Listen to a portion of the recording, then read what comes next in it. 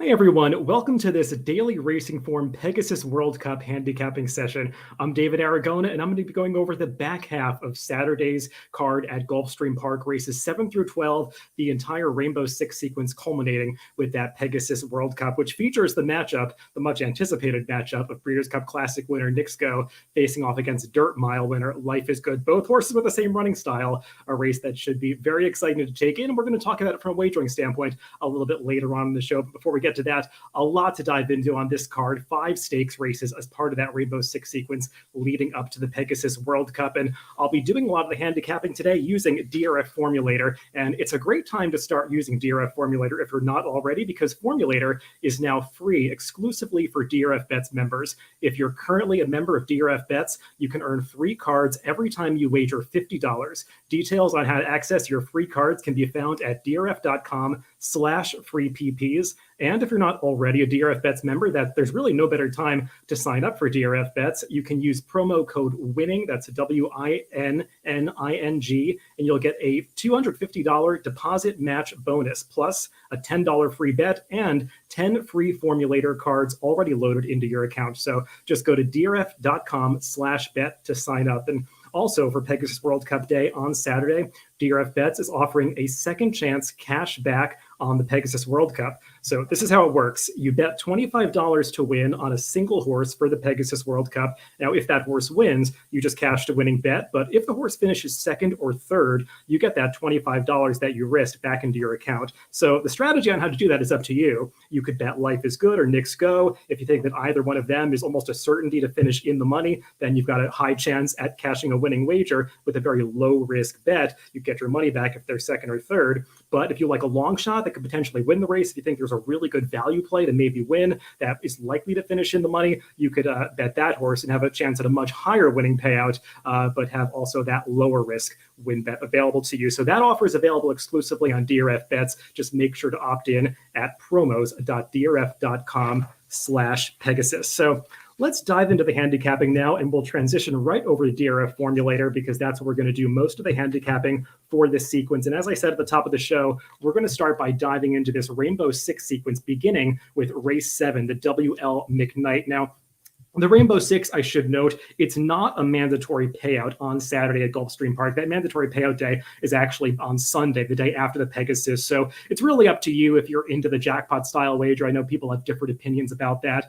This sequence does start with what I think is one of the most interesting stakes races on the entire card on Saturday Gulfstream Park, this McKnight. There's a lot to dissect in this race. So it's starting off with a really fascinating handicapping race. But if you're not into that jackpot style wager without the mandatory payout, do note that the pick 5 sequence begins in race 8 at Gulfstream Park, going through the Pegasus in race 12. So you see DRF Formulator is up on the screen, and we are taking a look at race 7 here. Let's start off by just setting some filters, which you can do by hitting the Customize button right below that racetrack configuration that you see on the right part of the screen. And when you go in there, the first thing that I want to do is turn on the Timeform US pace figures. You probably know that I'm the Timeform US analyst. I like to talk about a lot of the Timeform US data. And what this allows you to do is you can add the Timeform US pace figures right in line under a horse's running line for each race. And that really shows you whether a horse has been in a fast or slow paced race. And we're going to talk about that a lot as we handicap this card. But you can see just on the screen, there are a lot of different settings you can play with, turning the morning line on or off, adding merged workouts in. What that means is if you turn on merged workouts, you can see a horse's workouts display in line between its races to see when those workouts actually happen in relation to a horse's past performances. So a lot of things you can play with, different customizations that you can use in Formulator. So let's save this and move on to the PPs for this WL McKnight and start talking about some of the major contenders in this race. And we'll begin with a couple of the morning line favorites. So let's scroll all the way down to number 10, Abon, who I see is listed as the 2-1 favorite on the morning line. Personally, I'll be a little surprised if this horse actually goes off at short at 2-1. I think this is a very wide open race. I think the money could be spread around quite a bit, but I understand why this horse has made the morning line favorite. I mean, He's going out for Todd Fletcher. Todd has just been winning everything lately at Gulfstream Park. I mean, you can see that in the short numbers for Todd Fletcher that are available right there, winning at a 42% rate coming into this week. And this horse, he's won 3 of his last 4 starts, and it seems like he's really come into his own since stretching out in distance. The problem is this is a grade 3 race. He's stepping up into graded stakes company for the first time. I'm not sure that he really has that proven class to compete against this field. I know he won that stakes going 2 miles at Gulfstream Park in the Alan Jerkins last time, but that was a very uncompetitive race. There were, I think, 4 Mike Maker horses in there, but all of the horses that Maker entered against Aban were just kind of tailing off in their form, not really up to giving this horse a challenge, especially given the way that race played out. He just got to an easy early lead, was able to go around there in front the entire way. I'm not sure it's going to play out that same way in this race, because if I look at the Timeform US pace projector for this race, which you can find on timeformus.com, but you can also get a clue as to how the Timeform US pace projector plays out based on those Timeform US early pace ratings that are available in the formulator PPs right below the ownership group for the horse. If I look at the Timeform US pace ratings for all the horses in this race, Aban is actually the 4th fastest horse in the early going. So it's not some guarantee that he's going to make the early lead. And if the intention really is to make the lead, I think he's going to have to work a little bit harder than he did last time out in that Jerkin. So at a very short price, I'm going to look for some others. I also want to look past the horse that's listed at the second choice on the morning line, the number 9, Glen County, is posted right above Aban. This is one of these Maker horses that really did wake up last summer. He put in an excellent effort to be 3rd in the Mr. D, that former Arlington Million, behind 2 Emmys and Domestic Spending, a finalist for the U.S. Champion Turf Mail, the Eclipse Awards. But while he ran really well that day, I feel like ever since then, Glen County's just been tailing off a little bit. He was somewhat lackluster, too, back in Kentucky Downs. He got a good trip that day and was still beaten by Arklow, who was second and had a lot of trouble in that race. And then last time in the Sycamore, I don't know what happened. He just kind of didn't run his race at all. He got a decent trip early, but really had no answer for the second half of that race. I don't know if the good track at Keeneland just didn't suit him, but for me, it's hard to take a horse like this that's coming in off such a poor effort, especially if he's going to be among the shorter prices. So let's talk about some horses that I actually am interested in. And Mike Maker has a pretty strong hand in this race. I think he's entered 5 horses in here, 3 of them that have drawn into the main body of the field, 2 are on the also eligible list. Let's scroll all the way up to the top and talk about his runner that I think is the most dangerous, and that's the number 1, Temple.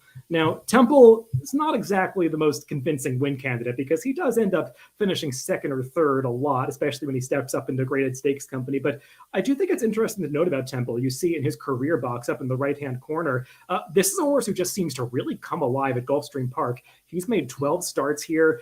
8 of those have been exacta finishes, and you compare that to his overall career record, where 20 starts outside of Gulfstream, he's only finished in the exacta in 5 of those. So he really does do a lot of his best running at Gulfstream Park, and I like that he's coming into this race in relatively good form. I know he's competing against some optional claiming company at Aqueduct recently, but he faced some decent horses in those races, especially 2-back when he was second best to L'Imperator, a very good Chad Brown horse. And this horse did handle some longer marathon distances when he was competing at Gulfstream Park last year. And furthermore, he's got the inside post position and he has plenty of tactical speed. So I think he's going to be able to get a forward position under Umberto Rispoli. I just think he makes a lot of sense. And I think he's listed 4-1 on the morning line. If he's a similar price to those 2 favorites, Aban and Glen County, I'd much rather take a shortest price on him. Another horse that's a bigger price that I think deserves some consideration is the number 8, Baker's Bay.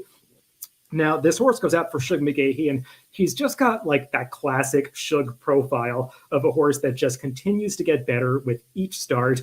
He didn't start off with anything special. It took him a long time to break his maiden, but ever since he broke his maiden back at the end of 2020, he's just kept steadily improving. And I thought he ran a pretty good race when he tried this distance 2-back in the Louisville Stakes at Churchill Downs. That was a pretty tough field. At that time, Arklow and Red Knight were in pretty good form, and Baker's Bay was right in the mix until the end of that race. I thought that was a solid effort, and he was off for a long time after that. This is definitely a horse that's had his fair share of layoff lines, but last time out, he came back in an allowance race at Aqueduct and thought he ran pretty well behind Temple. He was in the mix most of the way, just couldn't quite get there at the end, but that was going 1.316 miles. Now he's stretching back out to the 1.5-mile distance, and I think he projects to get a pretty good trip because while the Time Formulas pace projector says this race could feature a fast pace, going the 1.5-mile distance, I mean, we know how these U.S. jockeys like to ride these marathon races. They'll try to find a slower pace in any situation they can get it. So I don't think they're going to go that fast on the front end because it's not like there are that many front runners in this race. And I just think that Baker's Bay could kind of get a cozy trip up close to the pace and just feels like the kind of horse that could be taking another step forward. Now, there are two more horses that I want to talk about that are bigger prices. And I mentioned that one of those favorites, Blinn County, was coming out of the Sycamore, but I want to talk about a couple other horses that I thought did not have great trips in that Sycamore. So let's scroll up to the number, the number 6, Bama Breeze, who is also coming out of that Sycamore Stakes. And let's pull up the replay, which you can do by clicking on that running line comment on the right-hand side of Formulator, and that'll pull up the replay. We can even expand the window a bit to show it a little bit larger, but you can see on the right-hand side of the screen the numbers, program numbers of all the horses listed in this race, and I want to check out the two horses coming out of this race being Bama Breeze and Soleil Vellante. And you can see their numbers on the right-hand side. I believe they are the number 7 and the number 9 on this day. And maybe we could fast forward a little bit to about the middle of this race when the field comes back onto the backstretch for the second time. We could watch it from a little bit after this. And I do want to give a shout out to our social media manager, Emily, who is doing a lot of the directing for me on Formulator. She'll be kind of in the driver's seat as I talk through these races. So just want to thank her for doing a great job with this as we talk about this replay. Now, I want to talk about both of these horses because the number 7, Bama Breeze, you can see him right here moving up into about 4th on the outside in those purple and white silks. He is making a premature move into this race. It's kind of break it open a little bit, or he's trying to do so. And Soleil Vellante is following him. He's the horse that you're going to see turning about 6 wide into the stretch. He's that one all the way on the left-hand side of the screen that's coming about 5 or 6 wide into the stretch. I just thought his rider, Florent Charoux, really made no attempt to ever save any ground on Soleil Vellante in this race. So I believe he ran a lot better than it seems. And you could see these two, they both kind of flatten out at the end of this race, but I thought they had excuses for the fact that Bama Breeze made that premature move and Soleil Vellante lost so much ground. And it should be mentioned, the two horses that are first and second in this race, Spooky Channel and 2 Emmys, they are pretty good runners, 2 Emmys being the winner of that Grade 1 Mr. D Stakes. So let's go back to check out the PPs of both Bama Breeze and Soleil Vellante. Bama Breeze is just the kind of horse that I think is heading in the right direction right now.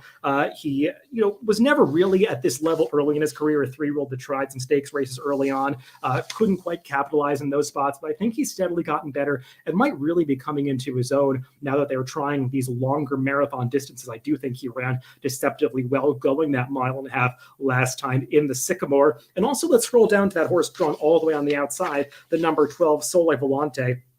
He is listed at 20-1 on the morning line. And I don't think anybody in this race, or at least not a horse coming off some performances like him, deserves to be that high a price because it's not like there's that big of a gap from a speed figure standpoint or even just from a class standpoint between a horse like morning line favorite Aban and this horse, the 20-1 shot, Soleil Vellante. You could see too back that Sycamore trip that I talked about when he was just wide the entire way, was too far back in the early going. And last time out in the Fort Lauderdale, you don't see any Time Formulas pace figures listed for that race. Gulfstream has unfortunately been having a lot of problems timing their turf races lately. You see no fractions available, so we don't have a Time Formulas pace figure line for that Fort Lauderdale last time. But when you see the replay of that race, and we don't have to pull it up right now, but that was a race that was dominated towards the front end, and Soleil Vellante was just towards the back of the pack the entire way, was making up quite a bit of ground at the end of that race, and was actually finishing fastest of all, but just kind of ran out of ground. And he was facing what I think is a better field than what he's meeting in this McKnight. Some of those horses that are coming out of Fort Lauderdale competing a little bit later in this card in the Pegasus World Cup turf. We're going to talk about some of their chances. And I don't think Soleil Vellante was disgraced at all running against them. So like I said, those are all the horses that I would kind of consider contenders in this race, and you can definitely do some price shopping in here. This is the race that kicks off the Rainbow Six. If you want to wait for the pick 5 sequence, it begins the next race. If you think this is the kind of race that you have to play as part of a multi-race sequence, you can play Rainbow Six and just kind of, go with that jackpot wager. You can also maybe start out a pick 3 in this race. I think that the first 3 races we're going to talk about, this race, the Inside Information, and the Pegasus World Cup Filly and Mare Turf, are some of the most interesting betting races on this card. So maybe you want to hook up those races as they are all in a line as the beginning races in this Rainbow Six sequence. So even if you don't want to play a horizontal wager, from just a vertical standpoint, maybe a horse like Soleil Vellante is one you want to bet to win, or an exacta key box, hook him up with Bama Breeze, both horses coming out of that Sycamore. I just think that there's some value to be found in this McKnight. Let's move on to the next race in this sequence. Like I said, the one that kicks off that late pick 5, race 8. It is the grade 2 inside information and got a pretty wide open field here. Maybe not the strongest field for that grade 2 designation, but got a lot of horses that are looking to step up in class and kind of prove their worth at this level. The morning line is kind of all spread around. You got the 2 morning line favorites are the number 7 and number 8 Jakarta, and the number 8 Just One Time. Both of those horses have quite a bit of early speed. And one thing to note as you begin to handicap this race and just kind of go through, I was talking about the Timeform US pace projector and how it's influenced by those Timeform US early pace ratings that you see under the the silks and the ownership group on the left-hand top side of each horse's PPs. And you've got some very similar Timeform US early pace figures for a lot of these horses. And when I look at the pace projector for this race, got a real crush of horses that are projected to be towards the front end. No surprise, the pace projector on Timeform US is predicting a fast pace in this race. And as I just kind of scroll through the running lines, a lot of these horses, they do want to be forwardly placed. And that is the case for both Jakarta, the number 7, and the number 8, Just One Time. Let's begin by talking about Jakarta, who I always think that she is such a difficult horse to figure out. They've tried a whole bunch of different surfaces with her. You see that she's been on turf for a lot of her career. She's tried synth a couple times without much success. She does have typically a lot of success on the dirt, but she hasn't always run on the dirt against top competition. So I think she's a bit of a question mark actually trying a graded stakes on the dirt. But do take note, in that race, race record box towards the top left of Jakarta's PPs, she is 6 for 9 with 1 second place finish on fast dirt tracks. And we're not going to do it right now, but you can even go back into that customized filter that we just did to turn on the Timeform US PPs and filter only for one surface if you just want to see only a horse's dirt races for a horse like Jakarta, rather than scrolling up and down a bunch of path performance lines, and it'll kind of condense all those races. And you can see Jakarta, she has put forth some pretty good efforts on the dirt, though none were finer than when she won that race at Parks last time, earning that 93 buyer in the Mrs. Claus Stakes. Probably not beating a field that was quite this tough, but do note the runner-up Miss Mosaic came back and ran really well. And let's actually click on the chart for that last race by clicking on the date of that Mrs. Claus Stakes, and that'll take us into the Timeform US chart for the last race. And you can see in italics is the runner-up in that race, Miss Mosaic. And you can even pull up the PPs for that horse by clicking on her and see that she came right back to win her next start at Oaklawn Park last weekend, repeating her same buyer speed figure of an 87 when she won a stakes race, I believe the American Beauty last week. So when you see a horse that's beaten by a runner that you're assessing today come back and repeat their buyer speed figure, come back and win a race, that's usually a sign that the speed figure that horse that you're assessing earned on the day might be pretty legitimate. So, we can head back into the chart for this race and back into Jakarta's PPs. That number that she ran last time, the 93, I'm viewing it as one that can be trusted. She just has to bring that form to Gulfstream Park. And I do want to talk a little bit about maybe some of the uncertainty of her transferring that form with regard to her trainer, Mike Trombetta. Let's click on Mike Trombetta and explore one of my favorite features of Formulator, the trainer pattern tool. And while we're doing this, we're going to try to pull up a pretty simple Formulator stat by clicking on the Customize button that's right to the right of the search field in the middle of the page right there. And when you click on Customize, it's going to bring up all of these filters. Don't be too daunted, though. There's a lot to play around with, but if you know what you're looking for, it's usually pretty easy to find. In the third column there, we're going to click on track and just filter for Gulfstream Park. And you're going to see you can click on today's track, and that'll filter for just this trader, Mike Trombetta, all of his results at Gulfstream Park. And let's also go into the second column and click on surface and restrict to dirt. So we're going to look at how Mike Trombetta does on the dirt at Gulfstream Park. So let's save this and view his stats here, and you're going to see it come up here.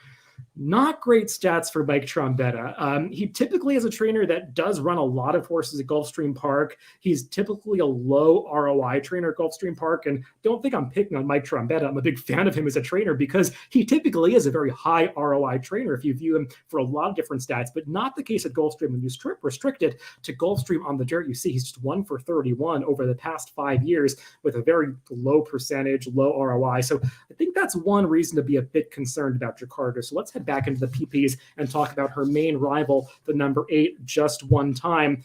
This horse, kind of similar to Jakarta, she's going out for a new barn, whereas Jakarta made her first start for Trombetta last time.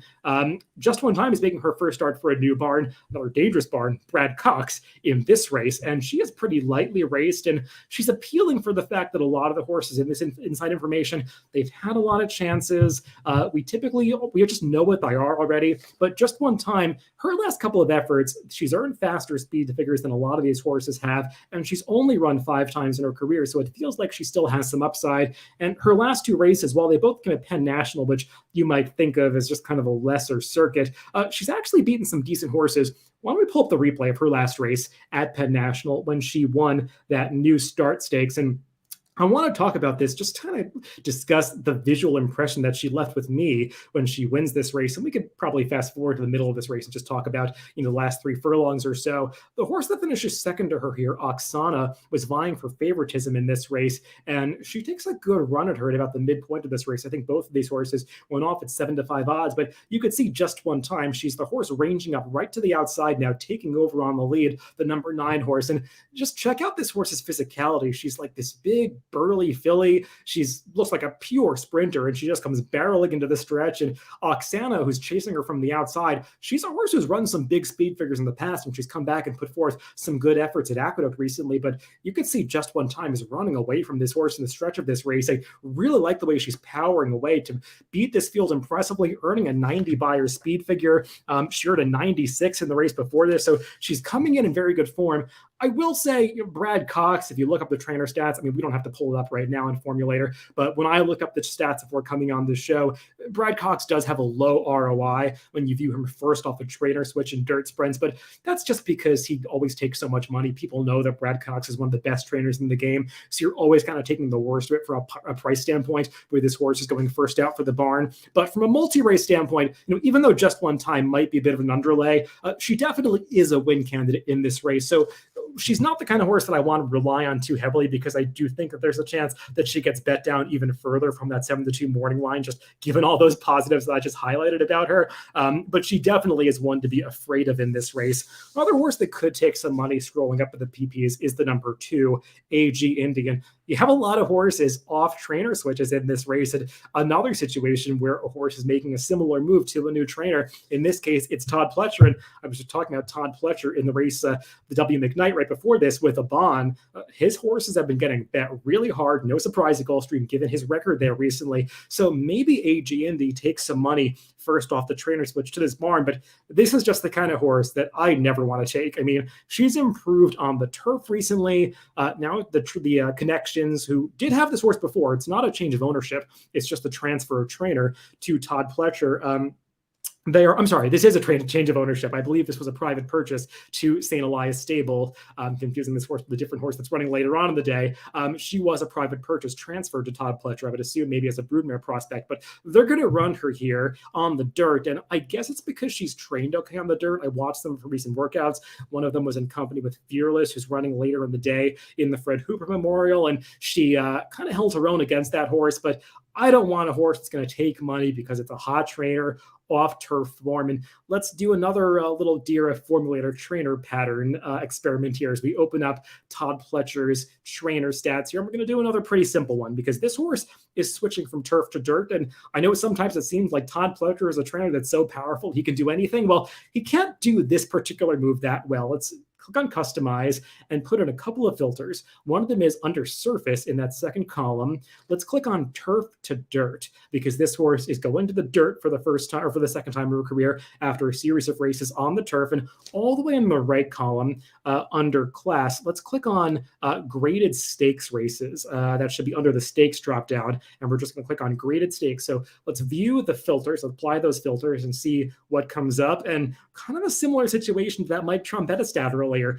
You think of Todd Fletcher being able to do a lot of things well, especially in Graded Stakes company, but he has had almost no success doing this, going turf to dirt and Graded Stakes races. Just seems like with a lot of these horses, he's taking a shot in the dark. And as you scroll up and down all of the horses in the sample, you could see the fair share of them went off at short prices. So not the kind of horse, AG Indy, that I would want to take any kind of short price on. And she is listed at 5-1 on the morning line. So who do I like in this race that could offer a little bit of value? Well, let's go back to the PPs and scroll to the middle of the pack and talk a little bit about the number 6 Pacific Gale, who I think just makes a ton of sense in this race. I know the Pacific Gale has this character flaw, this reputation of not really winning races that much. She often settles for minor awards. Well, when was the last time the Pacific Gale was winning races? Well, it was at Gulfstream Park last winter. She's actually the defending champion in this Inside Information. She won it in 2021, and she did so while coming from off the pace. And I was talking at the start of handicapping this particular race, how there was so much speed signed on in this race, and really nobody that looked like a viable closing alternative. Well, maybe that's Pacific Gale. And I can make some excuses for her recent races, because I know that it looks like her form is not what it was when she was winning at Gulfstream Park last year. But let's just talk about some of her recent form. I thought she was too aggressively ridden 3 back in that Princess Rooney when she lost to possible champion Cece. That was a fastish pace, and she was just on the lead, kind of ran off in the early going. And then 2 back, let's pull up the replay of that race at Parks, the Roman Rachel, because I don't want to show the whole thing, but let's just talk about that September 6th race and the beginning of it, because I want to just mention what the rider is doing. Victor Espinoza, I think this might have been Pennsylvania Derby Day, maybe not. I believe it was. Victor Espinoza, for whatever reason, was in to ride Pacific Gale on this day. And just take note of her coming down the backstretch. That's her in 4th place. What's going on? This horse has a lot of tactical speed, and they're going 24 for the opening quarter here. And for whatever reason, she's being wrangled back to last off the pace. I mean, she has plenty of tactical speed, natural speed that comes to her. And for whatever reason, it's like there's no awareness that they're crawling on the lead in this race. And she got ripped all the way back to last place in the early going. And by the time she finally gets asked to go on the far turn, her main rival, Chubwagon, has already gotten a big head start on her. And these two are going to sprint to the wire. And I think in this situation, you always want the horse that had better forward position that can outsprint you to the finish. So I just think not the smartest ride 2 back on Pacific Gale the last time that she was on the dirt. So we can close out of this replay, and you'll see that the last time she ran, she was on the turf, and the turf just not the right surface for Pacific Gale. So I do think she's getting back on the right surface in the right kind of situation. I mean, look, I don't know if we're going to get 8-1 on her, because I think people are going to see that prior Gulfstream Park form and know that she does make some sense in this race. But I do think that she's a horse worth using. I would also, for like multi-race purposes, give a quick mention to the number 5, For Grace, as a horse that I don't really love her recent form, but there was a time when For Graces was good enough to beat this field. She has back speed figures from when she was a 3-year-old that put her squarely in the mix. It just feels like her recent form leaves a lot to be desired, so she would need to improve. She's the kind of horse that I would need a bigger price on than 9-2 if I was going to play her in a vertical wager or include her in the first leg of this pick 5 sequence. Let's move on to the next race that we're going to talk about, race 9, the Pegasus World Cup Filly and Mare Turf. I'm going to take a quick sip of water before we go on to this race. This is a 1.16 mile. I think this race has been longer, or this is the inaugural edition of this race, I should say, going 1.16 miles on the turf, this grade 3 event. We've got a field of 11 signed on, and there is a clear favorite in this race that I think it's hard to build that strong of a case against, and that is the number 4, Regal Glory. To put it quite simply, she's just the class of the field. She's coming out of a grade 1 victory in the Matriarch, whereas today she's competing against a grade 3 field that really is a grade 3 field. I don't think this is the kind of race that's going to suddenly be named a grade 1 next year. She definitely is not facing the toughest field that she's met in her last few starts. That actually probably came 2 back in the First Lady when she was beaten by her stablemate Blowout. But let's begin by, just as I talk about Regal Glory, we'll throw up the replay of her last race when she won that matriarch, because she really did have everything her own way. And you can see in that formulator right-hand column, she is the number 6 on this day, breaking from the outside post in this 6-horse field. And we could just let it roll from the start here, because the thing that I do want to note is she gets such an easy lead in this matriarch. There was a horse towards the inside, I believe the number 1, who Princess Grace, who on paper looked like she had the speed to challenge Regal Glory in the early going, but for whatever reason, Princess Grace's connections decided that they wanted no part of being aggressive, and it just kind of handed the race to Regal Glory. I mean, she's a good horse in her own right. She proved that she was grade 1 quality too back when she ran that excellent second in the First Lady. And when you let a classy horse like this get such a tactical advantage on a field going a 1-turn mile or a 2-turn mile over a firm turf course like Del Mar, there's just going to be no reeling her in. So Regal Glory, she makes a ton of sense in this race. I guess the only possible knock against her is that she's got to stretch out to the mile on the 16th here. She is a horse that Chad Brown and the connections, Peter Brandt, have really just kind of pigeonholed as a miler. They've really just targeted her at these flat 1-mile races for the past year or so. I mean, they tried her 7 furlongs once, the Intercontinental, but if anything, they've been looking to go shorter rather than longer with her. They do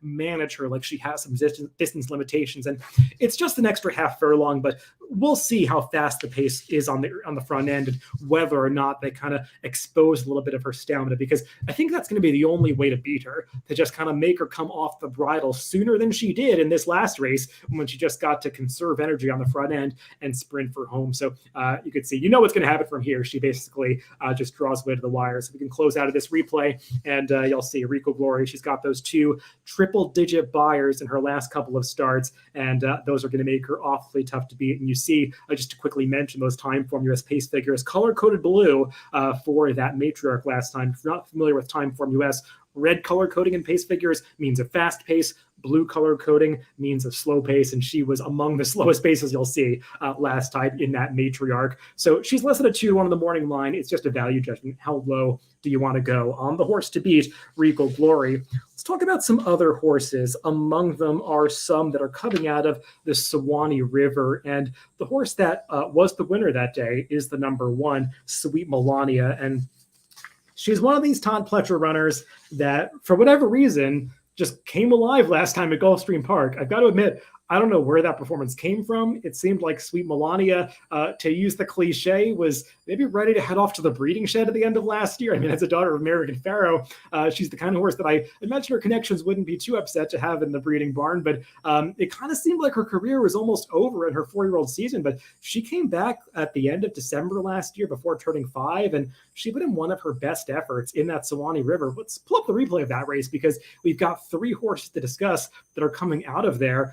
Shifty She, who goes to the front end in this race, and also In a Hurry, who goes out for Shug McGahee. And I think the thing that you want to note, maybe we can fast forward to like the middle portion of this race, is that Shifty She, the Safi Joseph runner, there she is in the backstretch. She really opens up on this field and just kind of, throws down the hammer in the middle of this race and makes some of the others come off the bridle a little bit. Now, pay no mind to those fractions that are getting posted, because unfortunately they've been having a lot of problems timing these races at Gulfstream Park. So those fractions are not listed in the official chart or the DRFPPs that you'll see after this. So it's hard to know how fast the pace actually was. But from a visual standpoint, the race was kind of dominated towards the front end. So while Shifty She opened up that big advantage, you could see there Sweet Melania pouncing on her at the top of the stretch. And In a Hurry is the one in the white blinkers that's chasing after the both of them to finish 3rd in this race.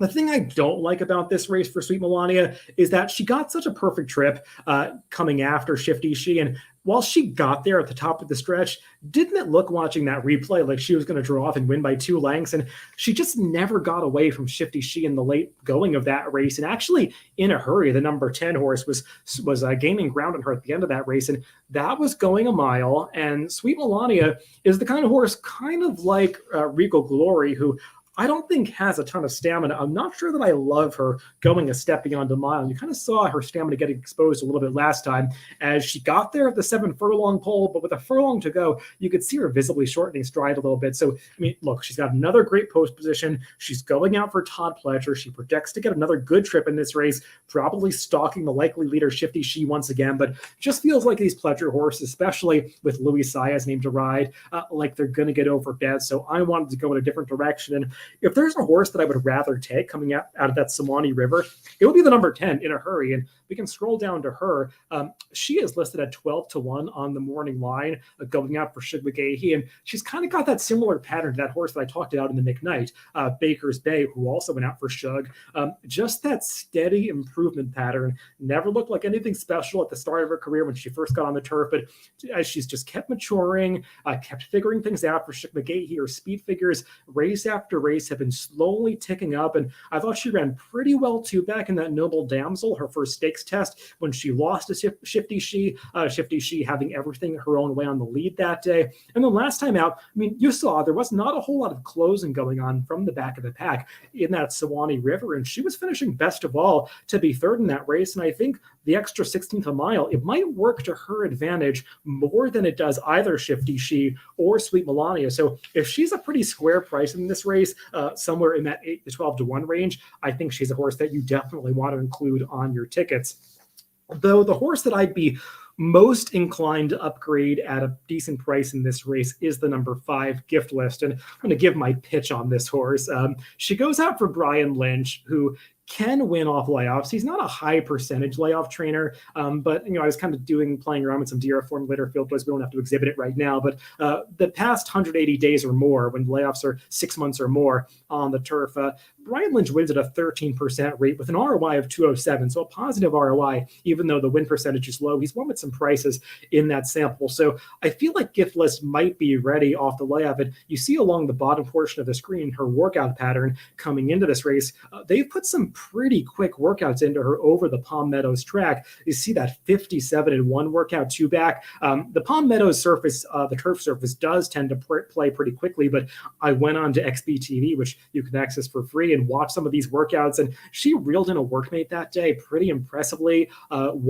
Finished up the work, looked like she had something left at the end, so it feels like she's coming into this race really being asked to gain some fitness in the morning. And scrolling back up to see some of her recent performances, she's made 3 starts in this country, and I like all of her races that she put forth for Brian Lynch as a 3-year-old. I thought she ran well against a slow pace to be second to Jouster, who was in very good form at that time in the Appalachian. Then next time out in the Edgewood, I mean, the big favorite that day was Aunt Pearl, who was coming off a layoff. She looked like the second coming of newspaper of record when she had won the Breeders' Cup Juvenile Fillies turf back in 2020. And Gift List just basically embarrassed her that day. Obviously, I think there was an excuse coming out of that race. I believe Aunt Pearl bled, but Gift List, that was her coming out party when she won that race by over 4 lengths. And she did lose next time out at a shorter price when she was favored in the Wonder again.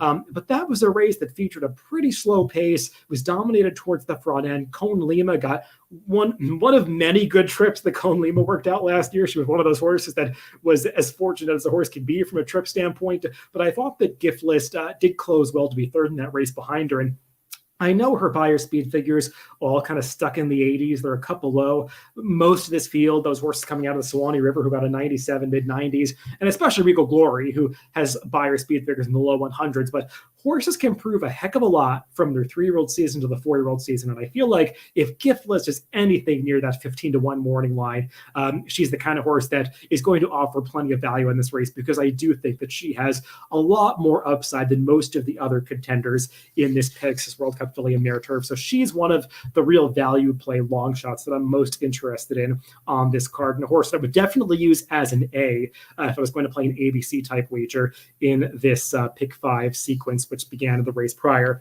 Okay, let's move on to the second half of this Rainbow Six. Race 10, it is the Fred Hooper Grade 3 event going the 1-turn mile on the Gulfstream Park dirt course. And it's kind of like basically the horses that chose not to run the Pegasus World Cup. This is like the consolation prize for them. Horses like the 2 favorites, really, Speaker's Corner and Fearless, ones that their connections could have chosen to run in the Pegasus World Cup, and they would have been among the top 4 choices in that race, probably, not among the 2 favorites because those are pretty well established. But I feel like either of these horses would have been the 3rd or 4th choices in the wagering, especially Speaker's Quarter. But they're choosing this easier spot, and it kind of, for a multi-race sequence, makes it a bit less interesting.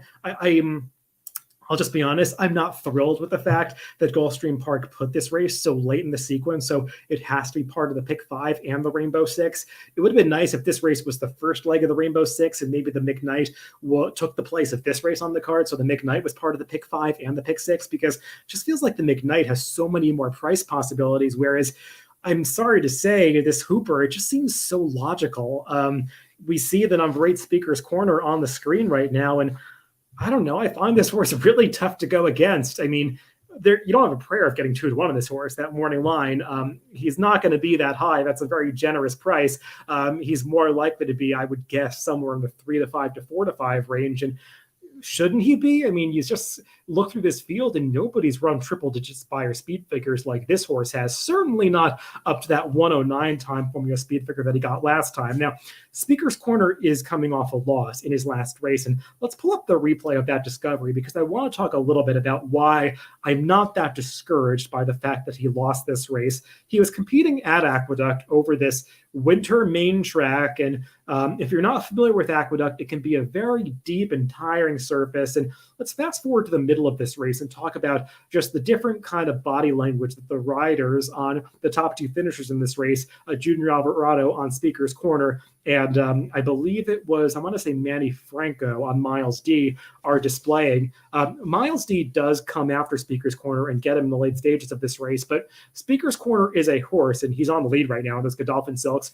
He is the kind of horse that travels in the bridle. And what I mean by that is he runs very keenly. His rider, Junior Alvarado, does not have to ask him to show speed. Speaker's Corner just does it naturally. And these kinds of horses, they typically have more speed than they do stamina. And I think coming to the top of the stretch here, it seems like Speaker's Corner has Miles D in the bag. He's got him beaten because Miles D is off the bridle. He's already under a full-out drive. His rider's asking him for his best, and seems like Speaker's Corner is traveling well. He's put away his competition. Even right here, Junior hasn't quite asked him for his best yet. He only sets him down in the final eighth of a mile, but when he finally asks Speaker's Corner for run, he just comes up a little empty, and Miles D is able to forge past him in the late stages. Even though Miles D had come under a ride so far out, he gets by Speaker's Corner at the end. And that just says to me, a mile and an eighth, especially over a demanding track like Aqueduct, is probably not Speaker's Corner's best gig. So I went through all of that just to kind of demonstrate I love the turn back to the 1-turn mile for Speaker's Corner.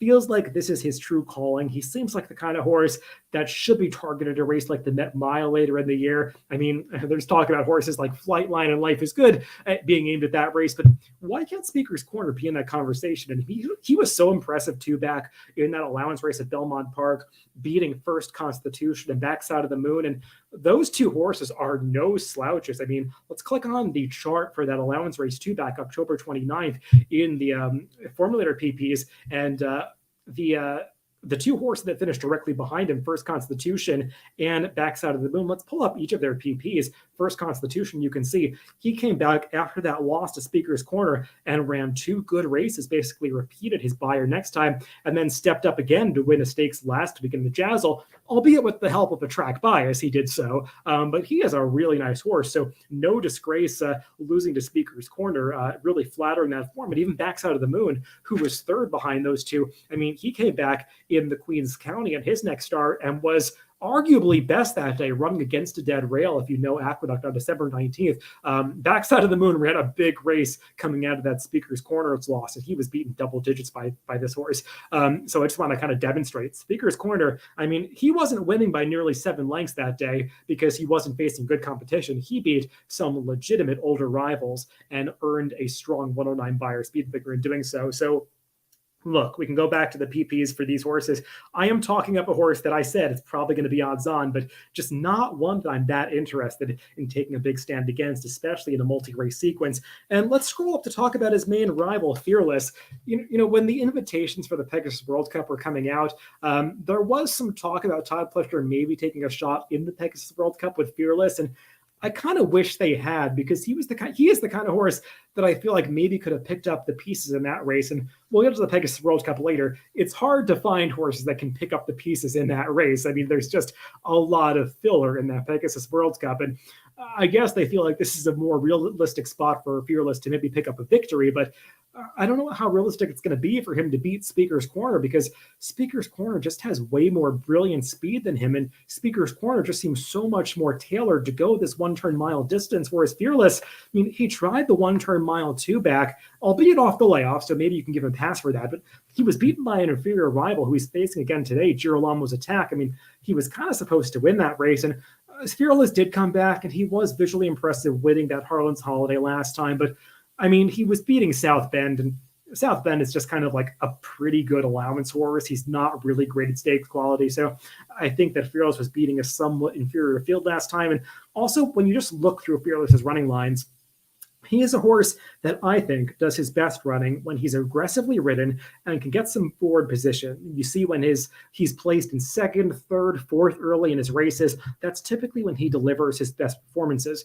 When he gets outrun in the early going of his races, he typically gets somewhat discouraged, doesn't run quite as well, and breaking from the rail, if he's not aggressive out of the gate, if Luis Saez is an intent on getting him into that forward position, I fear, I guess making a pun here, that Fearless could get a little discouraged towards the back of the pack. So I just view Speaker's Corner as a much more likely win candidate. They're listed at 2-1 and 5-2 on the morning line. I believe that Speaker's Corner is going to be much shorter price, and I think that he should be. The Todd Fletcher money that goes that way at Gulfstream, I don't think it should sway too many bettors to go in Fearless's direction against a really proven brilliant horse like Speaker's Corner. And I don't have a whole lot to say about the others in this race. They're just kind of hard to make a case for. Let's scroll down to Todd Fletcher's other horse, the number 6, Liam. He is done, I guess, not a whole lot wrong in his career. He's won 2 of his last 3 starts, and he did win first off the trainer switch to Todd Fletcher last time, coming off a very long layoff of 14 months, but that was not a very good field. Let's click into the chart for that race, his last race in December, and just pull up the PPs of the horse that was second, Create Again, and you'll see Create Again is just kind of a $25,000 claimer. Not the kind of horse that we were talking about with Speaker's Corner, like those PPs of First Constitution and Backside of the Moon, horses with legitimate stakes form. That is not the quality of competition that Liam was beating last time. So if we go back to Liam's PPs, furthermore, we don't have to pull up the replay, but when you watch that race, the comment is geared down. I think that's deceptive. When you watch the last half mile of that race, Liam came under a ride by Luis Saez about a half mile from home and was really hard ridden to get a advantage on that runner-up Create Again, who he did put away decisively at the end of that race, but he had to be asked for a good 3 furlongs to do so before being geared down once the race was decided in the final 16th of a mile. So I was not visually impressed by that last race from Liam. And also, he was getting out in the last basically 8th of a mile of that race pretty badly. And, just kind of thinking about the fact that this horse was gone for over a year and he was continuing to get out so badly, something he did in the Oklahoma Derby, again off the layoff, just not really positive vibes with this horse. So he was not the one for me in this race. And I mean, maybe you could make a case for some horse to pick up the pieces underneath. I mean, you always know that I'm trying to make any excuse to make a case for the number 3, Bon Raison. He'll be a big price in this race. I think he's 20-1 on the morning line. But as you can see in the PPs, he's pretty tough even for a Bon Raison lover like me to make a case for based on his recent form. Jack Sisterson, he's like the modern day giant killer. I'm sending out big prices that could win graded stakes races, but this horse kind of tough to make a case for. Let's move on to the penultimate race in both the Pick 5 and Rainbow 6 sequence. It is the Pegasus World Cup Turf Invitational, going 1 mile and 1/8 this year. This race has been 1 mile and 3/16 in the past. With the new configuration on the Gulfstream Park turf course, it has to be 1 mile and 1/8 this year. And Todd Fletcher has a very strong hand in this race with the defending champion, the number 6, Colonel Liam, as well as the number 12, Never Surprised. Let's start, though, with Colonel Liam, and we can pull up the replay of when he won the Pegasus World Cup. last year. I think that's about 3 or 4 starts back for Colonel Liam. He was a pretty game winner of this race.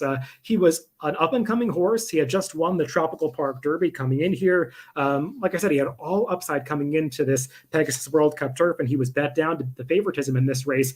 For my money, this Pegasus World Cup turf from last year was just a slightly weaker race than what Colonel Liam is facing coming off the layoff this year. And last year, Colonel Liam had all this momentum built up coming into the race, really good form for Todd Fletcher, kind of the momentum that Never Surprised his stablemate has coming into this year's race. But Colonel Liam, not the case this year, coming off the layoff. And while he did run back to this performance next time out in the Murphy Nunes, as well as in the Turf Classic at Churchill Downs, he did go the wrong way eventually in the Manhattan. And Colonel Liam is a horse that, it should be noted, when he was successful, kind of like he was in this Pegasus World Cup turf, he got very good trips. And you're going to see him getting that very good trip right here as he peels out at the top of the stretch under Irad Ortiz and is able to take this race over. But while he's closing down the center of the track, he saved all the ground in the middle of this race. And here he is coming onto the wire, just getting up to win over his stablemate Largent. So a game effort from Colonel Liam. But like I said, his form kind of tailed off at the end of last year. He finished in that dead heat with Domestic Spending in the Old Forester Turf Classic back in May on Derby Day. But for my money watching that race, Domestic Spending ran the better race because he overcame an unfavorable pace scenario. And Colonel Liam got many of his perfect trips that day, one of his many perfect trips that day, I should say. So I feel like he needs things to work perfectly for him, and he needs to be ready for his A effort off the layoff, and I just don't want to take him at a short price based on that possibility. So I am much more interested in the other Todd Fletcher runner, the number 12, Never Surprised. And let's scroll down to view his PPs. And let's pull up his last race, the replay of it, when he won the same race that Colonel Liam won last year coming into his Pegasus World Cup Turf Triumph, the Tropical Park Derby. And Colonel Liam was impressive in this race last year. I would argue that Never Surprised was even more impressive winning this race at the end of 2021. Let's move on to the middle of this race and watch Never Surprised come home from that halfway point. And you can see at this point in the race, he has already opened up a big lead on this field. And I love front runners like Never Surprised that take no prisoners on the lead. Luis Saez and Kendrick Carmouche, riders who have had the mount on this horse, they are guys who are not afraid to go fast, lay down some legitimate fractions, and this horse can just run fields off their feet. And that's what he did in this race when he set a legitimate strong pace and kept going through the wire. He did it 2 back in the Gioponti at Aqueduct, winning both of those races by open lengths.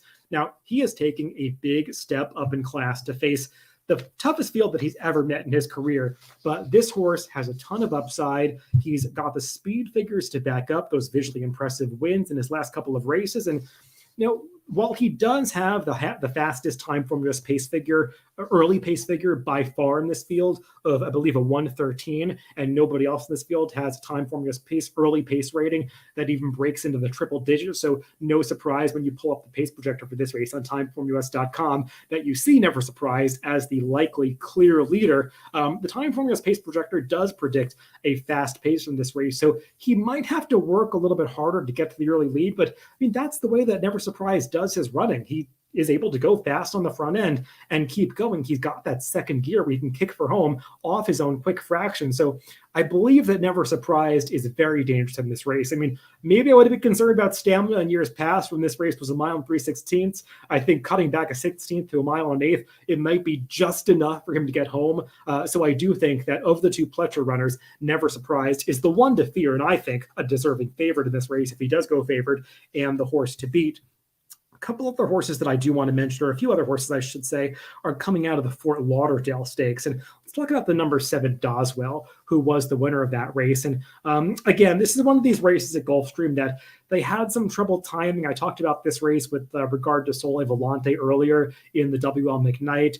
There are no fractions listed, but when you watch this race, Doswell really had no trouble getting to the front end. The entire field just kind of handed him a very easy lead that day. And from a visual standpoint, it appeared that Doswell had everything his own way on the front end. And Doswell has won 3 races in his career. And you see, as you highlight those 3 wins, all of them have come in gate-to-wire fashion. When he gets that clear, uncontested lead, he runs his best races and he's pretty dangerous. But That's not happening here. Never Surprised is faster than him, and Never Surprised is going to the front end. So I feel like Doswell this time is going to have to be relegated to a stalking position. I don't foresee him getting his preferred trip on this occasion. So I think the two horses coming out of that Fort Lauderdale that are most interesting are the two that are drawn towards the inside. The number 1 Space Traveler and the number 2 Atone. Now, Space Traveler, he's had his fair share of chances in this country and just hasn't really been able to break through yet. But in fairness to this horse, they've tried some pretty tough spots with him. He ran in the Mr. D against Domestic Spending. They tried the Woodbine Mile, the Keeneland Turf Mile. I mean,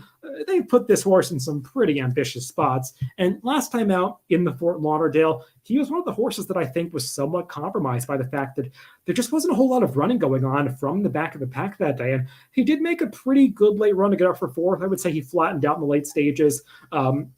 But he does have upside. It's interesting. The connections add blinkers for this race, maybe in an effort to get a bit more forwardly placed. But also, he was drawn all the way on the outside last time, post number 12, in a 12-horse field. And this time, he's drawn on the rail. So a much better post position for Space Traveler. So possibly he'll work out a slightly better trip. But the horse that I would probably want the most coming out of the Fort Lauderdale is the number 2, Atone, who is also getting a similar post position upgrade. He broke out of post 11 last time. And today, he's drawn towards the inside in post 2. I mean, you never have to sway me too hard. I'm making a case for a Mike Maker runner in a turf route, and Atone seems like the kind of Maker runner that you want to give a second look to, because when Mike Maker gets these horses that seemingly aren't supposed to be this good, getting into form that says like they might be on the upswing, you want to take note. And I know that Atone early in his career didn't necessarily look like a graded stakes caliber runner, but his last couple of races, he's really taken a step forward. He was a very impressive allowance winner,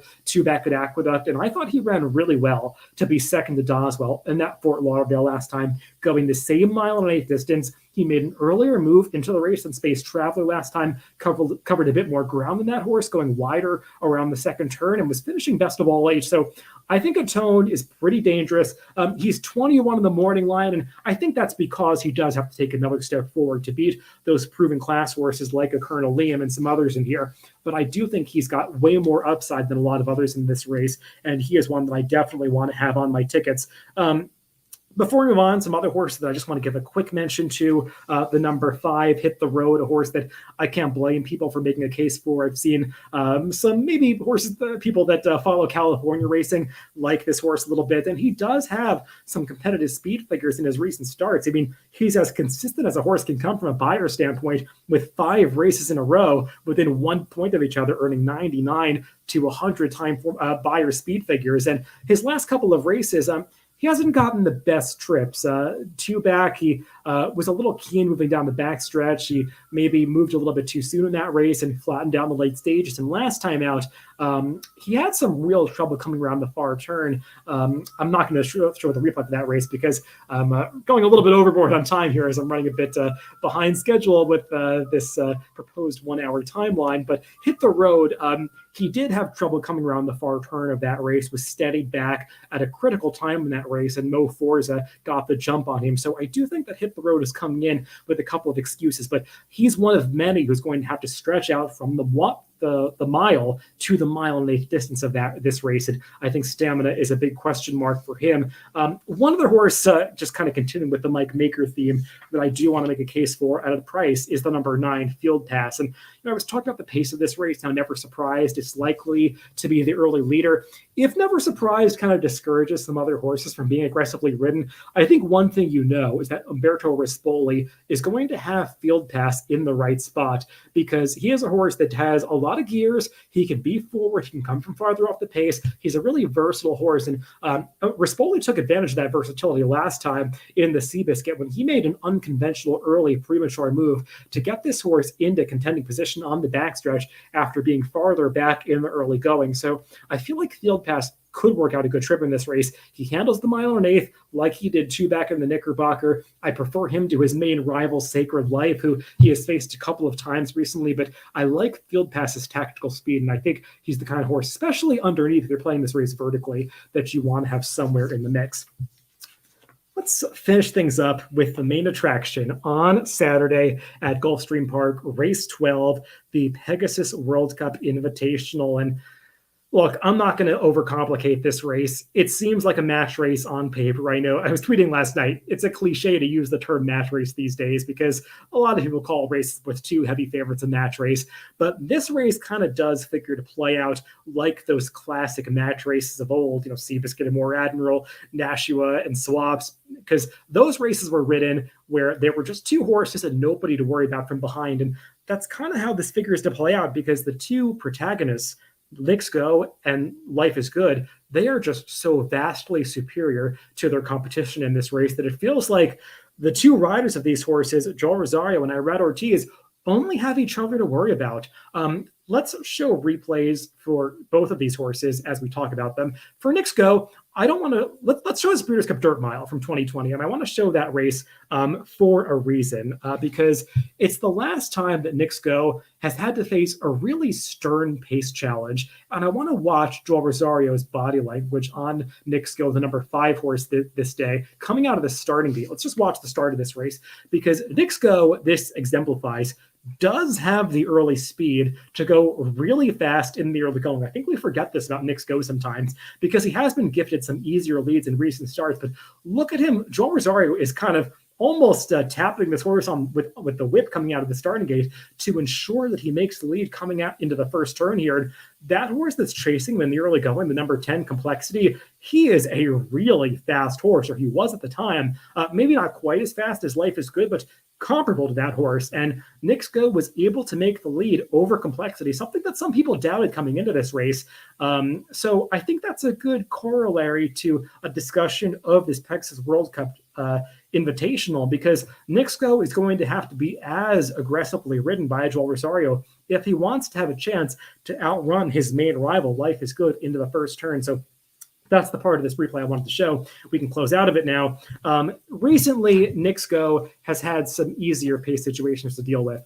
He really has not faced a pace rival of the same caliber as him, and certainly not of Life is Good in his recent races. And that's even true last time out in the Breeders' Cup Classic when it's unfortunate. I think they have not yet amended the fractions of that race, but there was a timing error in the Breeders' Cup Classic. That 45 and change half mile is incorrect. That's not DRF's fault. It's wrong in the Equibase chart as well. I think Randy Moss, who makes the Buyer speed figures, was tweeting about this in the aftermath of this race. The actual half mile for that Breeders' Cup Classic was 46 and change. So Knicks Go did get away with a pretty soft pace considering the final time of 1:59 in that Breeders' Cup Classic. And the Timeform US pace figure line, it shows that. It's a pretty even pace figure line, pretty consistent throughout when you see, that basically starting out with the same kind of pace figure that the horse ends with. That means that the horse kind of was able to run even fractions the entire way. So Knicks Go is not going to be able to do that in this Pegasus World Cup Invitational because he has to deal with the number 4,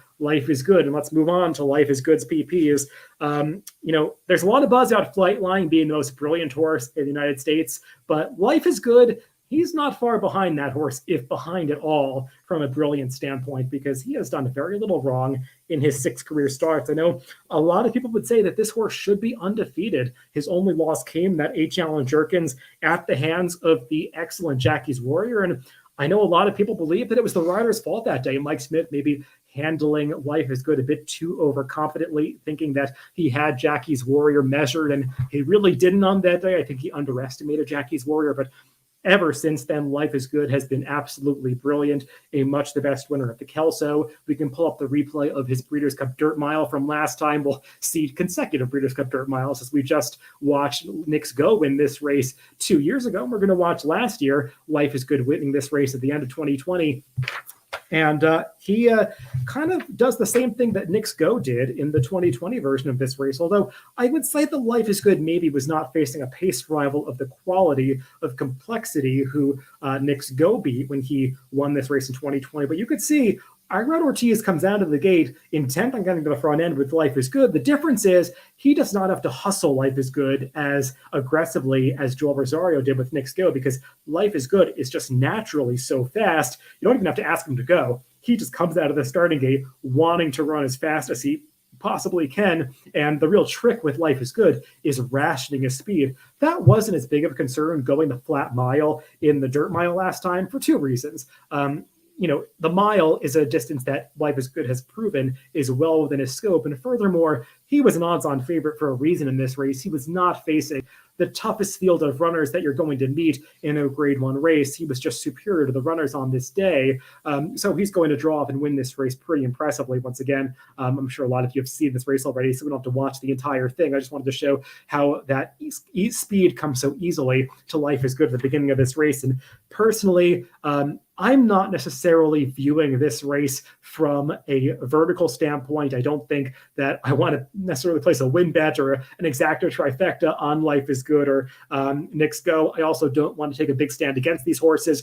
I don't strongly prefer one over the other. I'm just more interested from a bettor's and really from a fan standpoint of taking in this race and watching how it unfolds, because these are two supremely talented runners, and I can't wait to see who proves superior on Saturday.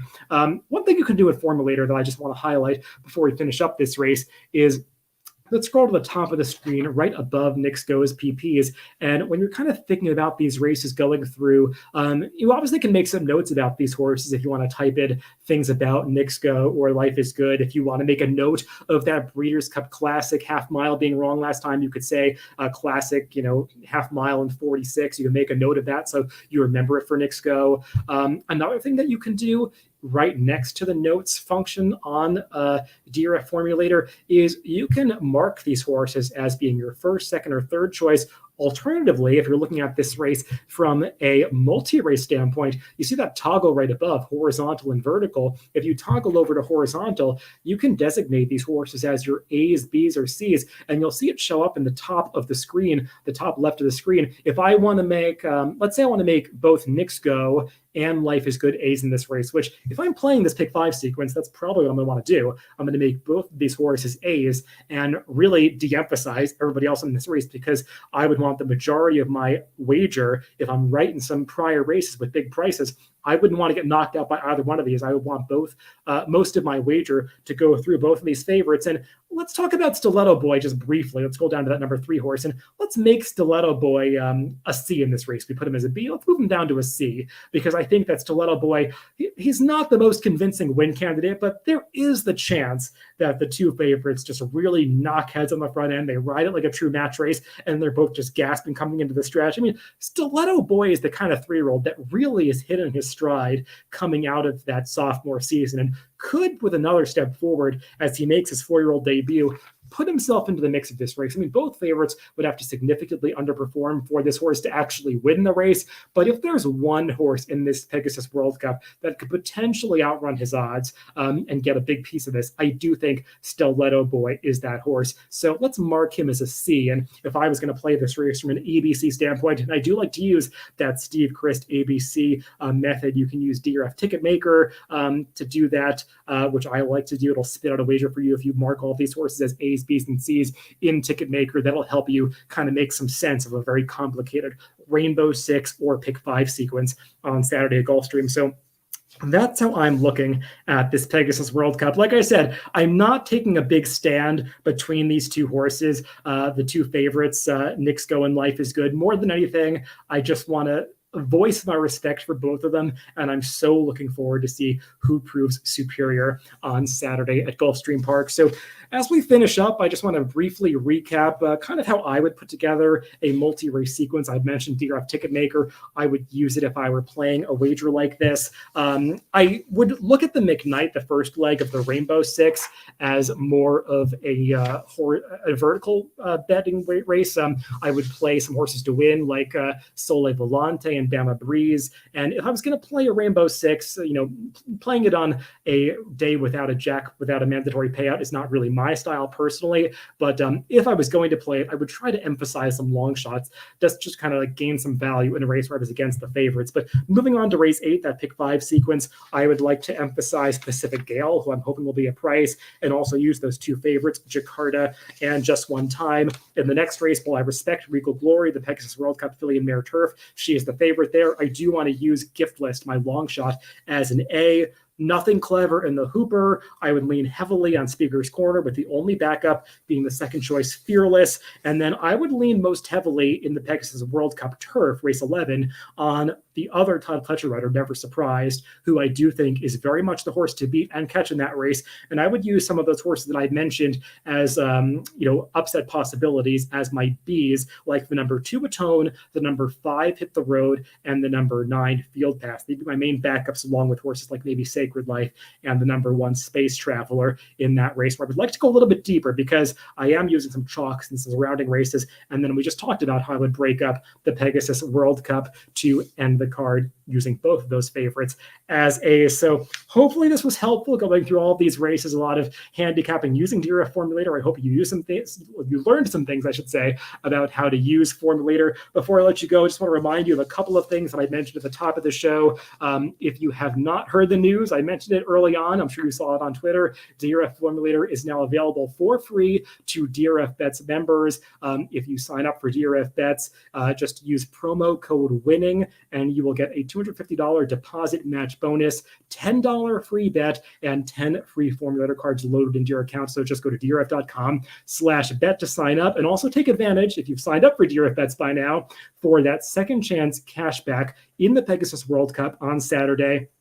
Just bet $25 to win on the horse of your choice. If the horse wins, you cashed a winning bet. But if the horse is second or third, you get that $25 credited back to your account. So just go to promos.drf.com/Pegasus to opt in to that promotion. Everybody, thanks for watching this week. I want to give another shout out to Emily, our social media person behind the scenes, who did excellent directing of using Formulator PP, showing you how to use all the different features. So thanks to her for making this work seamlessly. And thanks to you for tuning in and listening. Good luck if you're playing Pegasus World Cup Day on Saturday at Gulfstream Park.